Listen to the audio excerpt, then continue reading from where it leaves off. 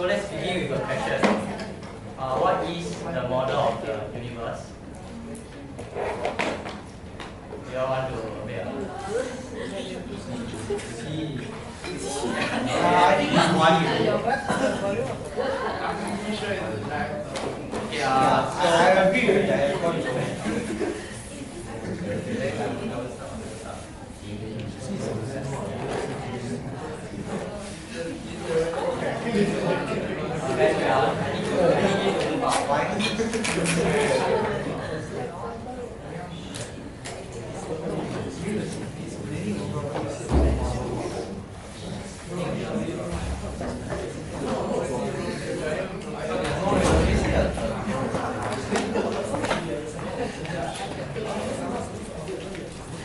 guys, wait, I need to move out of my way.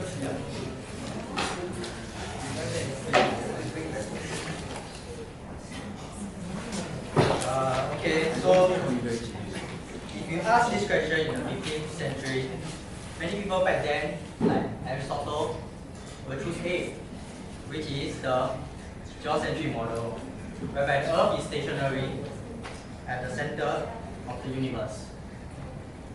So the basic features have been defined by Aristotle, such as that the Sun, the Moon, and the other planets all move around the Earth, and the stars are fixed to an outermost sphere carried around the circular orbits. However, the simplest geocentric model has some imperfections. One is that the planets do not move among the stars at constant rate, and that some planets can reverse their steady eastward motions among the stars, which is known as the retrograde motion. So, for example, in this picture of Mars, it appeared to stop back up, then go forward again, relative to the fixed stars for the period of June to November. So, Ptolemy, another astronomer, improved on the geocentric model by saying that the center of the motion was actually displaced on Earth. And the planets do not only move in circles around the Earth, also along smaller circles called epicircles around imaginary points along the main circular orbits. So this model provides a convenient description for people back then to predict the planet's position. However, it's just an approximation of real motion. So errors will accumulate over time, making it more difficult to make accurate predictions. So people start to look for simpler explanations, and also according to the Occam's razor, the best theory is usually the simplest theory. So the option B, the sun-centered model, the Copernicus heliocentric model was proposed. So it says that the sun is at the center, Earth orbits like any other planets, and the planets orbit around perfect circles, which is of course not true. And the retrograde motions occur when the Earth overtakes Mars on its interior orbit, making Mars appear to temporarily reversing its motion.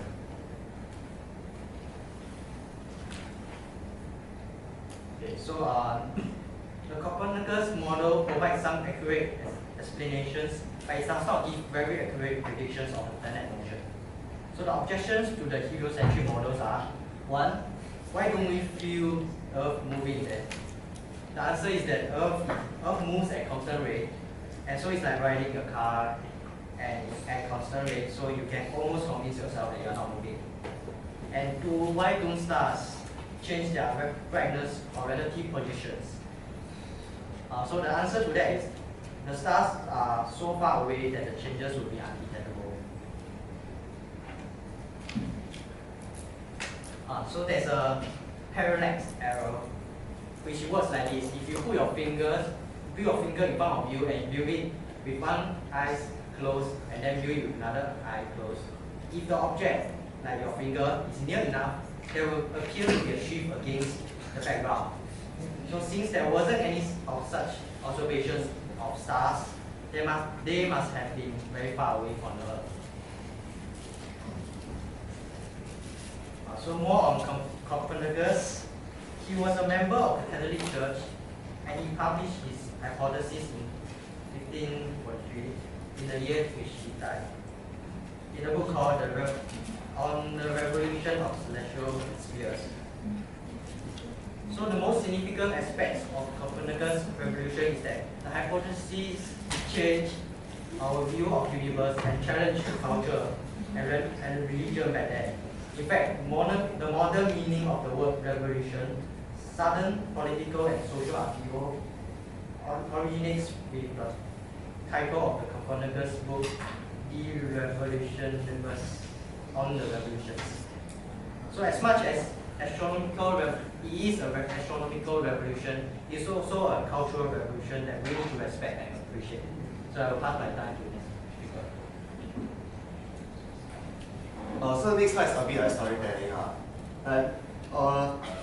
So basically I will talk about the life of this guy, not called Taiko or Taisho, whichever it is. So basically it's a successor to Copernicus. So he's the astronomer that came after Copernicus. And he proved that stars and planets are many times further away as compared to the moon.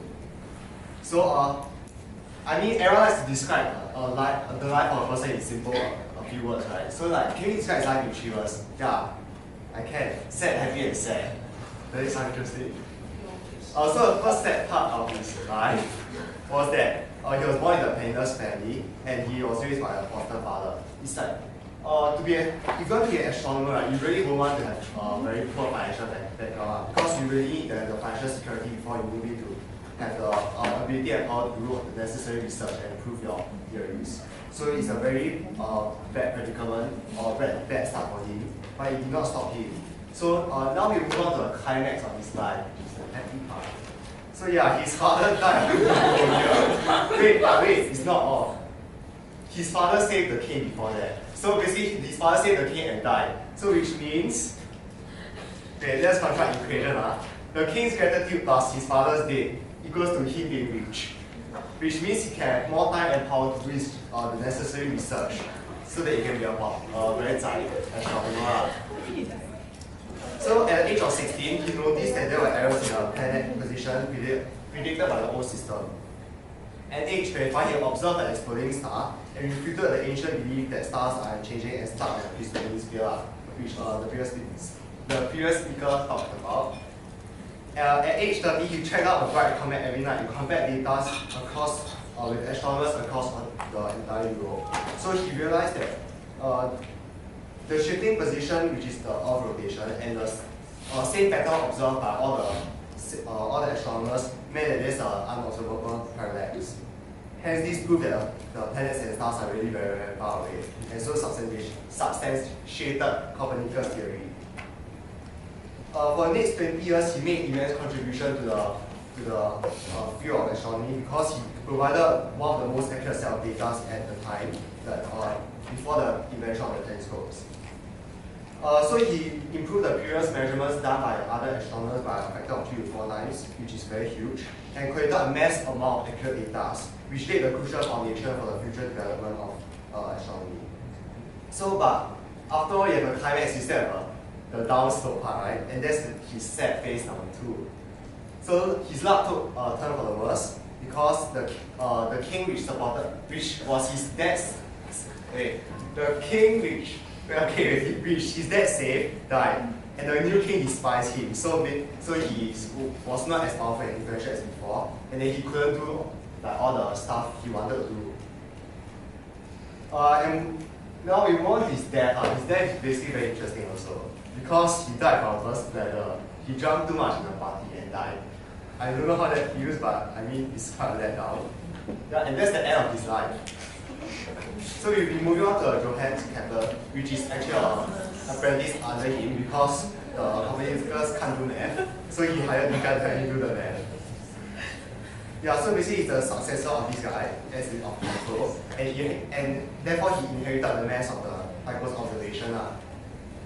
So basically the reason why he joined astronomy was because he was inspired by Pythagoras, who discovered that 2 musical notes an octave apart are produced by vibrating strings with length in a ratio of 2 to 1. So he went into astronomy thinking that maybe I can find a simple ratio to express all the complicated stuff, and I can be rich and famous.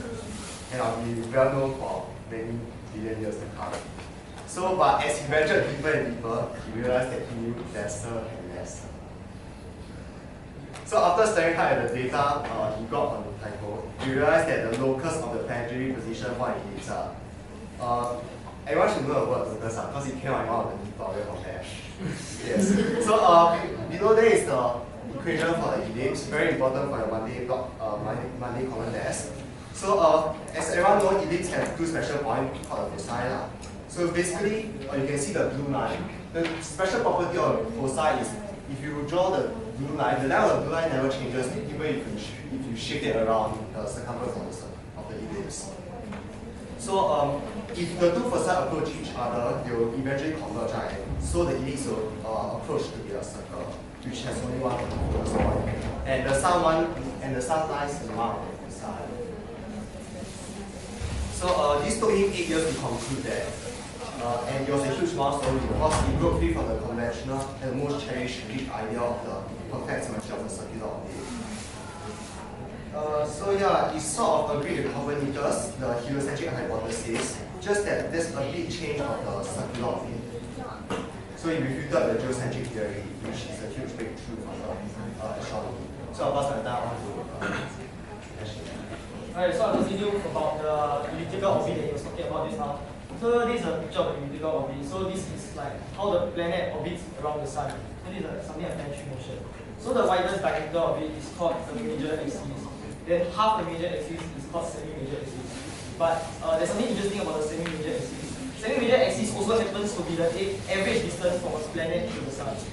Okay, so which is equals to the radius of the planet's orbit around the sun. So I'll be going into the math part that Kepler came up with using this data. So his first law of planetary motion was that each planet orbits the sun on an elliptical path with the sun at one focus. Yeah. So this is just the picture to illustrate his theory. Then this is Kepler's second law. So is when a planet is near the sun, it will speed up and like move even faster. And when it's far away from the sun, it will slow down and move even slower. So it's like accelerate and accelerate. So, but the angular momentum of the planet-sun system is conserved at all times. So the angular momentum and which is the formula is L equals to mv. So that's linear. Sorry? That's linear. That's linear. Oh, okay, sorry. I signal. Okay, sorry for the mistake. Okay, so but to conserve this, the law must be true.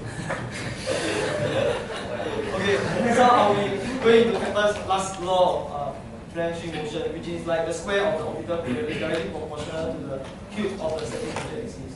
But for our solar system, we can set the concept of proportionality like K to be 1 if you use years for the unit of the orbital period and AU astronomical units for the semi-major axis.